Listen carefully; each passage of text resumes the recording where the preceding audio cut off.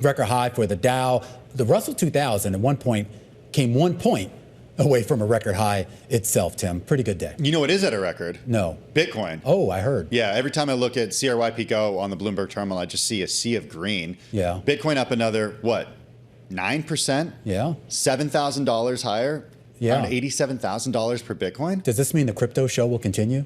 Oh, the crypto show. Yeah. We are on tomorrow. You know, we were off last week because of the election. I heard. So you should have been there. Tomorrow's an extra special. Yeah, I'll talk to show. somebody for you. You know, it's kind of surprising to see the NASDAQ 100 end the day in the red when Bitcoin is higher. Usually you see those two trading in tandem. Yeah, well, I mean, if you look at the Mag 7, it's all Tesla today, essentially. Maybe a little bit of contribution from Alphabet, but Tesla is the star of the Mag 7, and then everyone else is kind of on the back foot as people rotate away from those names into small caps. Yeah, and it's kind of interesting, too. We're kind of headed into kind of a weird period where there's not going to be as many catalysts as we had really over the last 3 weeks or so. The election's out of the way. The Fed is out of the way, and earnings season at least starting to wind down. The lion's share of the big companies, of course, have already reported, with a couple notable exceptions. The VIX still tamped down here.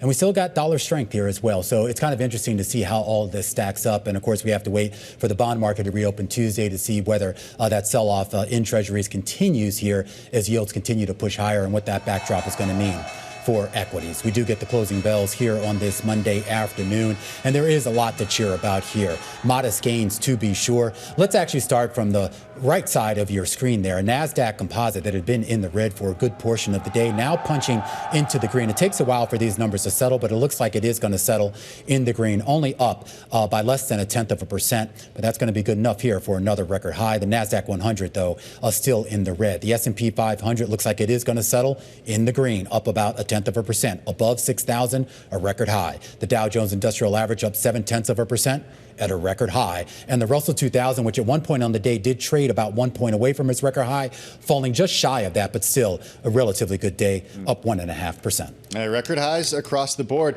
Taking a deeper look into the S&P 500, we do see 305 stocks moving higher today, 197 stocks to the downside. All right, let's take a look at the sector performances as well. The heaviest weighted and most influential group in the S&P 500 is technology, and that, in fact, is the biggest drag on the stock market today. You look at the 11 sector groups, and infotech is down 0.9%. Real estate investment trust losing 0.8%. Healthcare also lower. The big gainers are financials, industrials, and consumer discretionary, and that's really on the back of Tesla. All right, well, let's talk a little bit about some of those gainers. Scarlett, you went right there. Tesla is my first one. Shares extending gains for a fifth consecutive session today. Tesla shares moving higher once again. Wedbush hiking its price target to a Wall Street high. Shares higher today by 9%. The rally catapulted Tesla's market cap back over $1 trillion. That was on Friday. Wedbush analyst Dan Ives raised the price target to $400 from $300. He came out and said that a Trump White House win will be a game changer for the autonomous and AI story for Tesla and Musk over the coming years. Also, taking a look at pharmaceuticals, Bristol Myers Squibb shares surging. This as a result of a loss for AbbVie. AbbVie's new schizophrenia drug failing 2 trials. That setback viewed, though, as a victory for Bristol Myers Squibb, which in late September gained U.S. approval for the new first type of schizophrenia drug in 7 decades. At one point in the day today, we saw Bristol shares jump the most since the year 2000, off the highs of the day, but still finished higher by more than 10%. And finally, talking quite a bit about crypto today, given all the action that we've seen in the crypto market, MicroStrategy, it's a levered play on Bitcoin. We did see crypto-linked stocks just surging today. Crypto being boosted by President-elect Donald Trump's embrace of digital assets. The company MicroStrategy bought about 27,200 Bitcoin for around $2 billion. It was the largest purchase by the company since just after it began acquiring the digital asset more than 4 years ago. MicroStrategy has outperformed every company in the U.S. over that period, even NVIDIA. It's funny. I was looking at kind of the outperformance that we've seen, or at least the stocks that have rallied the most since the Trump trade. Obviously, in the S&P, it's basically Tesla, and I think some of the financial companies were in there as well. But yeah, when you sort of broaden it out to that small cap space, include some of those small and mid cap names, it's all crypto all the time. All right, well, let's get to the decliners. I'm looking at AbbVie, the biggest drop since March 2020, down 13% today after 2 mid-stage trials of its schizophrenia drug failed to meet their primary goal. The drug did not show a statistically significant improvement in symptoms, and higher doses did not appear to be more effective. The failure of the trials set to be a setback for that pharmaceutical company.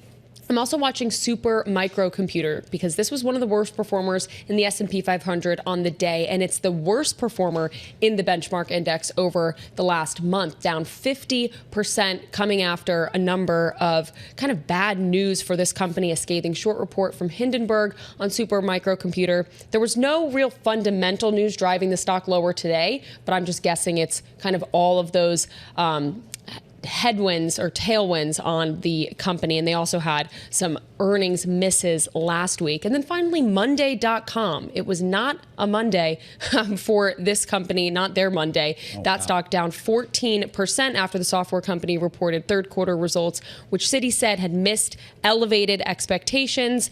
Some consumer metrics also slightly softer relative to recent quarters. All right. This is the part where my producer tells me to talk about yields. But of course, the Treasury market is actually closed today for the Veterans Day holiday. So I'm just going to actually read you some entertainment news here. Okay. I'm learning that Megan Fox is pregnant now by Machine Gun Kelly. Also, it's Leonardo DiCaprio's 50th birthday.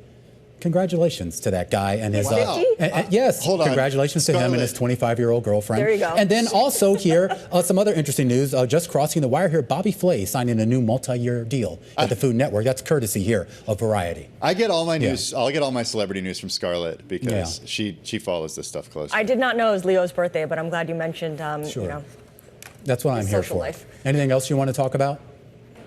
There's a good story, especially as we gear up for earnings season for retailers. Macy's, of course, going to be one of the retailers that will be reporting, and they're really changing the way that they are presenting some of their best-selling products, and that would be shoes. They kind of needed to fix things because there are too many things available on the display floor. It was kind of like they're trying to match Amazon with all the different selections, and it just overwhelmed people. Well, I sort of like this, and you know, I'm gonna tell the story. So years ago, I interviewed at the time the CEO of Lord & Taylor, which of course is now kind of defunct. But she made a big stink about this idea of kind of being anti-Macy's, the idea that Macy's was too cluttered and that they were trying to create a program. And this was like, I don't know, it's like 25 years. I'm dating myself. This must have been like 25 years ago. So it's kind of interesting to see that now they finally sort of found religion and realized that. Yeah, and I do think so. I mean, as somebody who pops in there from time to time, it does seem like sometimes it's just too much there. And I don't know, maybe some people like that.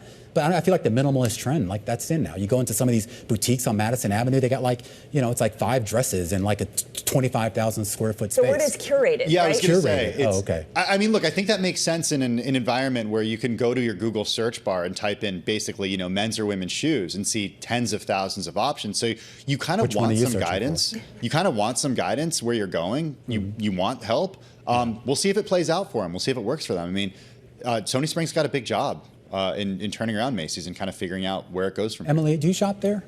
So I was going to say I like trying on shoes in the store. I haven't been to a Macy's because the one on 34th Street is a little chaotic to go into. But I do like trying on a bunch of shoes. So I would prefer to go into a shoe store that had a really big selection. So they do want you to try on shoes, Emily. That's part of it. But they want to make it more streamlined, and they want to make it so that you don't have to wait 5-10 minutes for someone to disappear into the back and get your size, right? And they can do that if there are fewer shoes on display. And they can also point you in the direction of, we don't have that in this color, but if you want to order from our website, we can send it to you for free, deliver it. And those are all options that they present. Certainly they did when I was at Bloomingdale's a couple of months ago, and they didn't have what I was looking for. But, you know, because there are fewer options available, they're able to set you up with delivery right away. But that's basically the value proposition that a brick and mortar store has to offer, right? It has to offer something that you can't get online.